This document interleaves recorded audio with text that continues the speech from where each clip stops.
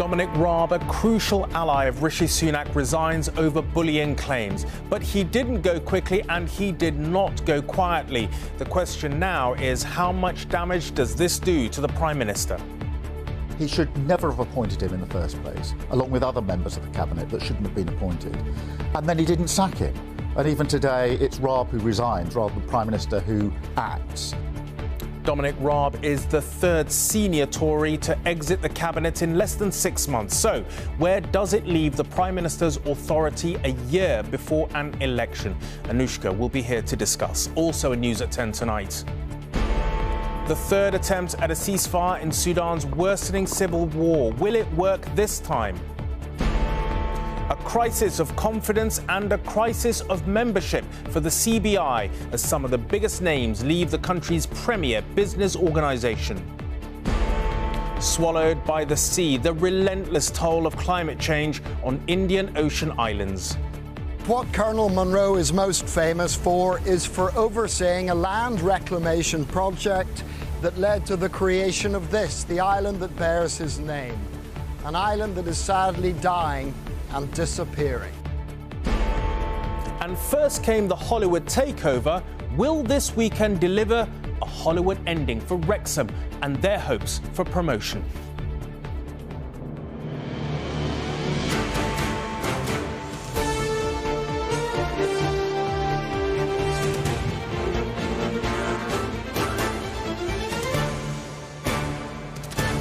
This is ITV News at 10 with Rageh Omar.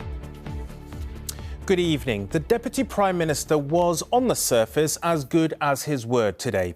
Dominic Raab said he would resign if bullying complaints against him were upheld. Well, they were, and he went. But not for him the well-trodden path of going quickly and going quietly. Having waited 5 months for the inquiry to report back, he today launched a blistering attack on the whole process. First, in his resignation letter, he claimed a dangerous precedent had been set. He went even further in an 1,100-word newspaper article criticising civil servants who he said were targeting him. But when we asked him for a word today, he chose not to speak to us. For Rishi Sunak, it is his third cabinet casualty, his second involving bullying allegations. And tonight, the spotlight has left his political judgments once again exposed. Tuesday will mark 6 months since Rishi Sunak took up the role of Prime Minister, a period in which he would point to policy wins. But what about the losses from around this cabinet table? First Gavin Williamson, then Nadhim Zahawi, and today, closest of all, his Deputy Prime Minister, Dominic Raab, who did not go quietly. Are you a bully, Mr. Raab? It was the bullying claim he was keenest to dismiss when Adam Tolley KC published a report into Mr. Raab's treatment of officials. The inquiry did not uphold a group complaint from the Ministry of Justice or another from the Brexit Department, but in the Foreign Office, Mr. Tolley said Mr. Raab had acted in a way which was intimidating in the sense of unreasonably and persistently aggressive conduct. It also involved an abuse or misuse of power in a way that undermines or humiliates. Behaviours that Mr. Tolley did include in his definition of bullying, and he described an abrasive style in other Ministry of Justice cases. The inquiry also addressed this denial. No one has raised an issue about the way you talk to other people. No one has ever raised a complaint or a grievance with me. And informally? In any shape or form. Mr. Tolley said he believed concerns, although not the word bullying, had been raised by 2 permanent secretaries. Dominic Raab resigned before the report came out, but did so furiously, warning, "In setting the threshold for bullying so low, this inquiry has set a dangerous precedent. It will encourage spurious complaints against ministers and have a chilling effect." He stressed that the inquiry found no evidence of him shouting at officials or swearing and did not even mention claims that he had thrown tomatoes. He also said it was totally unfair that the allegations were not made at the time. The Prime Minister made Oliver Dowden his new Deputy Prime Minister and Alex Chalk the new Justice Secretary. Rishi Sunak said Mr. Raab, who was by his side as recently as Wednesday, was right to go, but said he accepted his resignation with great sadness. He should never have appointed him in the first place, along with other members of the Cabinet that shouldn't have been appointed. And then he didn't sack him. And even today, it's Raab who resigns rather than the Prime Minister who acts. Later, Dominic Raab hit out at what he called activist civil servants, who he said were targeting ministers, arguing that today's outcome would make it more difficult to deliver reform. And one cabinet minister I spoke to did say there had been a chilling effect and that they were more nervous about criticising colleagues. But last month, this former Foreign Office official told ITV News that many ministers set high standards without causing offence, arguing that Mr Raab's behaviour was one of the reasons he left government. Speaking today, again anonymously, he said he was most disappointed by the Prime Minister's response. And this is a report that set out that the Deputy Prime Minister had abused his power, that he'd intimidated people, that he'd humiliated people, and the Prime Minister is accepting his resignation with sadness, that there was no sadness or any acknowledgement of the pain that the Deputy Prime Minister had caused so many civil servants. That really did upset me. Mr Raab is a driven politician who once tried to become Conservative leader. Now he's returning to the backbenches. Anushka Astana, News at 10. Well, the apparent lack of anything resembling contrition or humility has only entrenched opinion among Dominic Raab's critics. They say his response to the report was tone-deaf, offensive even. But Mr Raab's allies have also dug in, insisting a silent majority are watching on in disbelief. So what was Dominic Raab like as a boss? Tough but fair, or a bully? He claimed in a newspaper article today he was the victim of Kafkaesque behaviour at the mercy of civil servants who plotted against him. Moazzam Malik, who worked with him at the Foreign Office, says he often overstepped the mark. Dominic Raab was a demanding minister to work for. He could also be quite abrasive, he could be quite difficult, and I guess as we've seen today with his resignation following the Tolley report, that crossed the line. But two Tory MPs tweeted their support. One, Paul Bristow, saying, "We are not a serious country." Another, Joy Morrissey, saying, "Sadly, we now live in a country where the definition of bullying includes telling someone to do their job, where the slightest upset or annoyance is indulged with endless reports and inquiries." Dominic Raab seems to be suggesting that the threshold for bullying is too low. What do you make of that? Absolute rubbish. Absolute rubbish. Bullying is bullying. You know, there isn't a threshold for bullying. And I find it offensive that he's now trying to suggest that he's the victim after what he's put senior civil servants through. But could civil servants in Whitehall actually have been plotting against an elected minister, as Dominic Raab alleges? He's also claiming that it was all a bit of a stitch-up by unions such as yours and the civil service to target him and get rid of him. If he wants to indulge in conspiracy theories about this, these were more than 24 civil servants across 3 different government departments. Most of them didn't even know each other. The idea that there's some coordinated conspiracy around this is just fantastical. It's desperation from him. In Mr Raab's Surrey constituency, few felt he could now stay on as an MP. If he generally has that view as to how he treats people in general, then maybe he should go. If he resigns as a minister, he shouldn't be an MP because he's lost his trust. He's lost the trust of people. But for now, his constituency role is all he has. Libby Vina, News at 10, Westminster. And Anushka is here now. Anushka, let's talk about the former Deputy Prime Minister.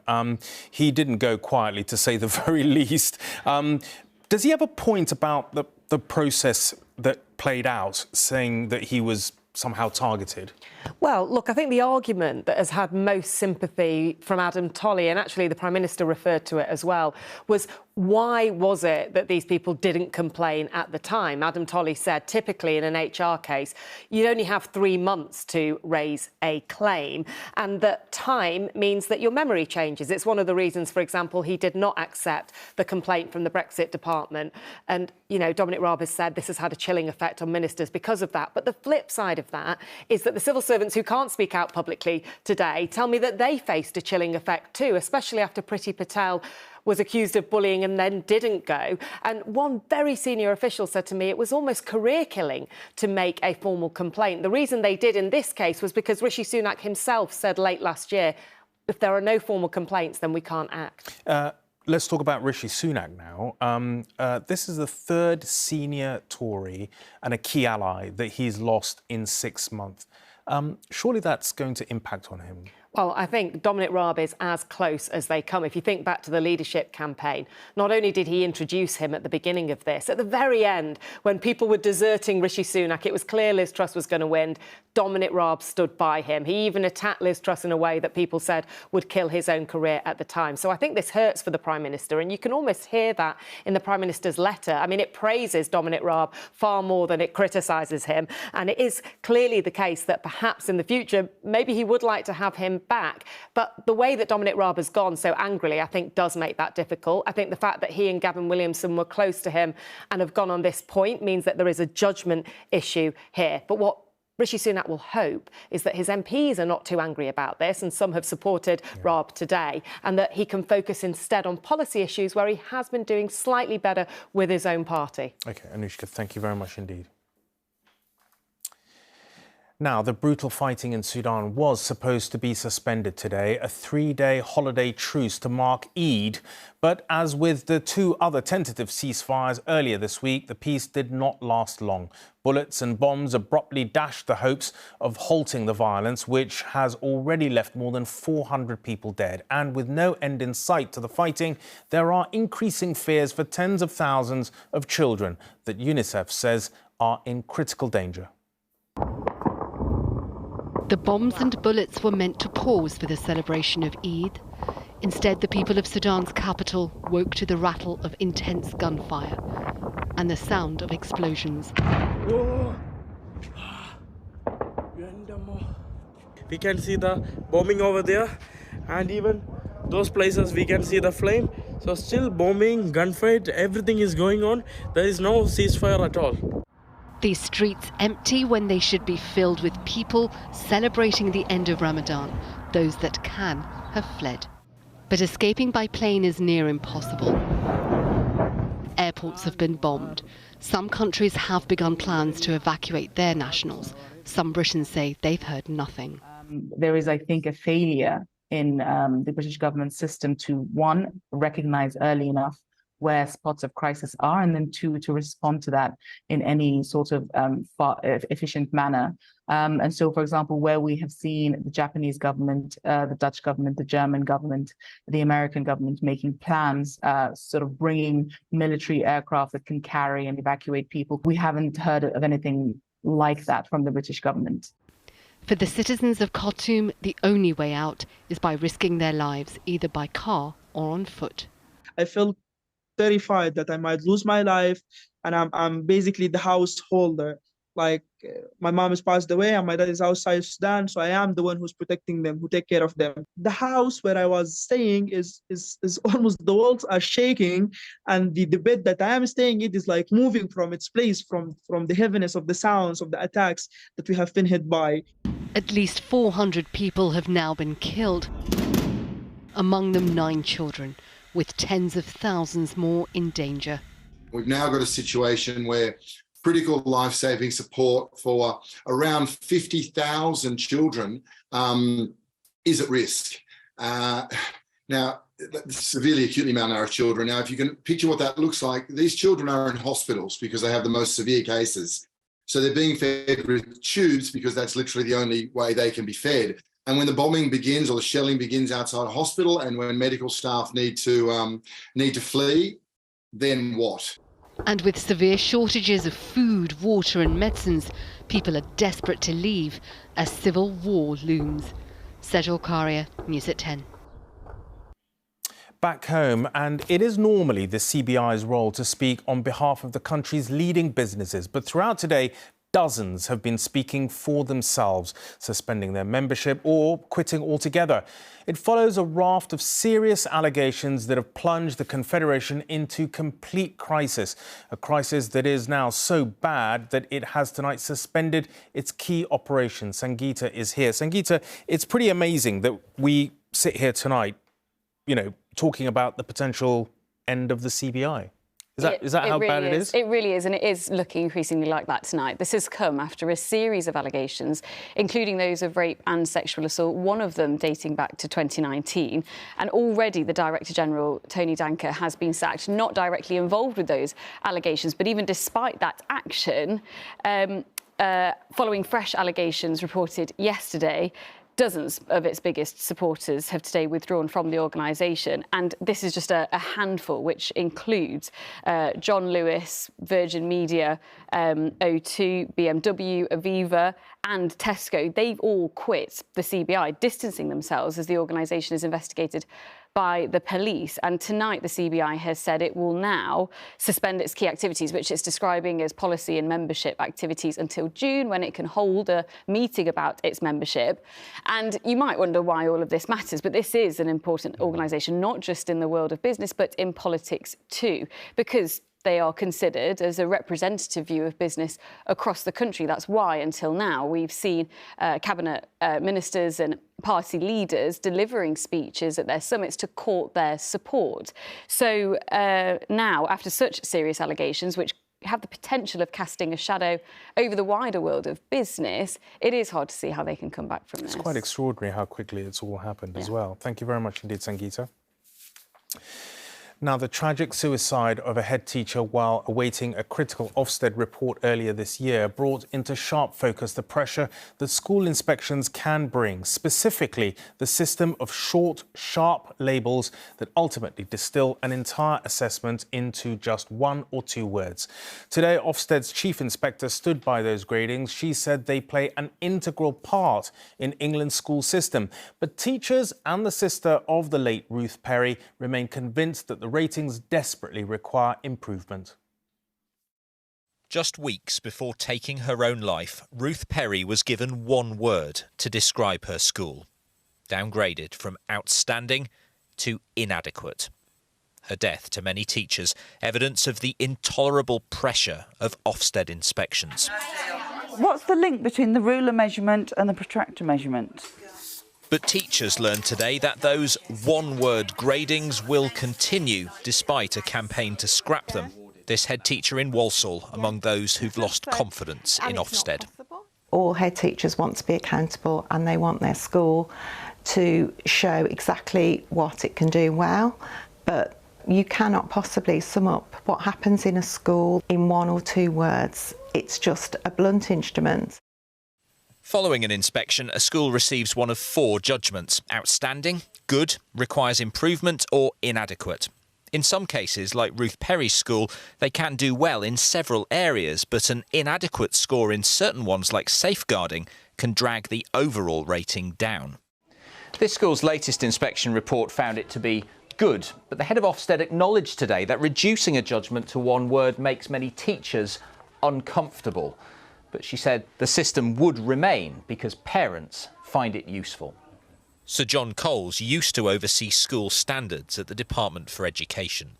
Often for a non-specialist audience, for parents, just understanding, broadly speaking, how good is this school, in summary, is actually a really important thing. You had a nice day. But at the school gate in Walsall, parents said Ofsted ratings aren't the main factor when choosing a school.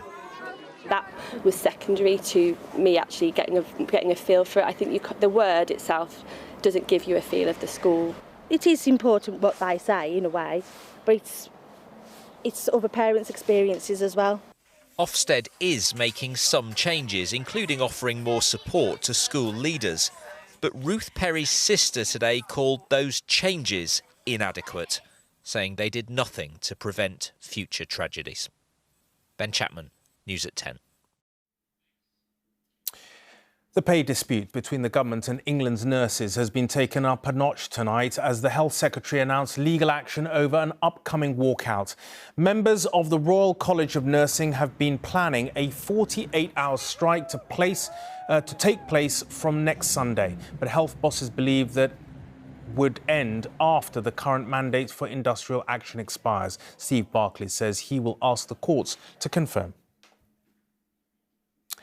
Now, as captain of the Lionesses, Leah Williamson played no small part in helping England's women bring football home last summer, but hopes she could go one further by leading her country to World Cup success this year, I am afraid to say, are over. She will miss the tournament after rupturing her anterior cruciate knee ligament on Wednesday, an injury that is all too common in the women's game. It's Leah Williamson to bring it home. As reigning champions of Europe, England have it all to play for at this summer's World Cup, but now they'll have to do it without their captain, the woman who led them to their greatest success. Yeah, Leah Williamson down for Arsenal, and that does not look good. Despite managing to walk off the pitch on Wednesday night, Leah Williamson's team, Arsenal, confirmed that she'd ruptured her anterior cruciate ligament. The recovery period can take up to a year, which means her World Cup is over before it even had a chance to begin. In a statement on social media, Williamson said, "Until I have the words to express my feelings properly, I will struggle to verbalise them. Unfortunately, the World Cup and Champions League dream is over for me, and everyone will think that's the main focus, but it's the day-to-day of what I'm about to go through that's the most draining of my thoughts."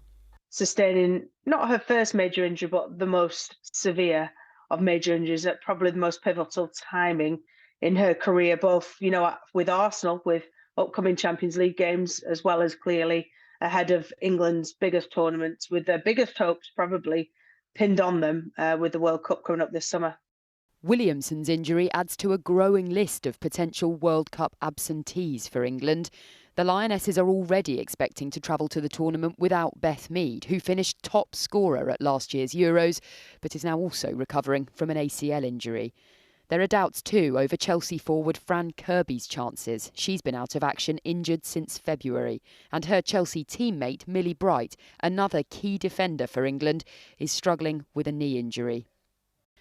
It will come as little comfort to Williamson or Mead to know that women are up to 6 times more likely to suffer ACL injuries than men. There are some hormonal issues, so their hormones change during the menstrual cycle. Sometimes it makes their joints more loose, and that can cause injuries. They're unable to stiffen up their knees as quickly as men do, again because of that. That can sometimes lead to injuries. England's World Cup team will now feel very different to the one that won the Euros. They'll be hoping they've still got what it takes to bring home the same result. Chloe Keedy, News at 10. Now, for decades, the data from climate change experts has been unequivocal. Rising temperatures lead in turn to rising sea levels. It leaves precious little time before some islands simply become submerged. This may look like one of the most tranquil places on Earth, but Monroe Island is, in fact, slowly sinking into the sea. Near India's southern tip, Monroe may be a warning to the world of the fate that threatens many other low-lying islands. It used to be a walk, but for these children, rising water levels mean that these days getting to school on foot is no longer possible. Only boats will do. This is Kerala, one of India's most beautiful states, but unfortunately it's literally losing some of its appeal as parts are vanishing because of inundation. We're on what's left of Monroe Island, which lies in an estuary in southern Kerala.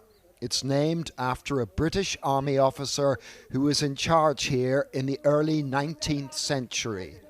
Colonel John Monroe was a progressive leader who helped end slavery and who introduced an excellent education system that serves Kerala well to this day. But what Colonel Monroe is most famous for is for overseeing a land reclamation project that led to the creation of this, the island that bears his name, an island that is sadly dying and disappearing. Travelling around the island, you can't help but come across homes that have been abandoned because water made them uninhabitable.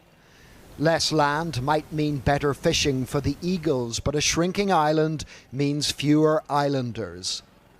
This woman has lived here for 52 years, but doesn't want to stay any longer. She says it's frightening, especially when storms and high water come.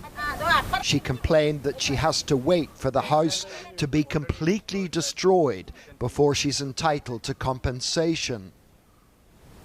She brought us inside, which in places was like still being outside, because some walls have collapsed, eaten away by the water. I want to go somewhere else to live, she told me. Life is very difficult here and I'm suffering. I really want to move. I'm on my own. My husband is dead and the children are gone. I really want to leave here.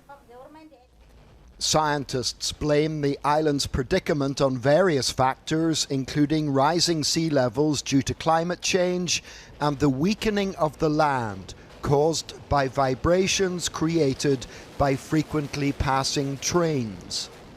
But despite it all, the perhaps over-optimistic community leader here says the island still has a future. Mandro Island peoples are very courageous people. They are overcome this situation. Amphibious technology. Switching to the local language, he said they were investigating the possibility of floating homes. The Monroe Castle Resort has had to close. Its pleasure craft are now redundant. The hotel went out of business recently enough for the clock in reception still to be working. It seems time may be running out for this island. Some scientists predict it will be completely uninhabitable just 30 years from now. One of humankind's 19th century creations has become one of our 21st century casualties. John Irvine, News at 10, Monroe Island, Kerala.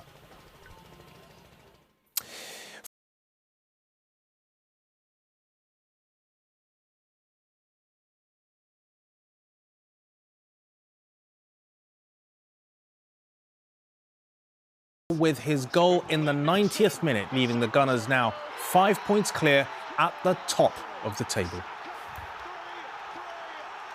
Never in doubt. Finally, they may be in quite a different league, but the rise of Wrexham has been nothing short of remarkable. Barely a decade ago, the club was in financial ruin, only saved by its fans.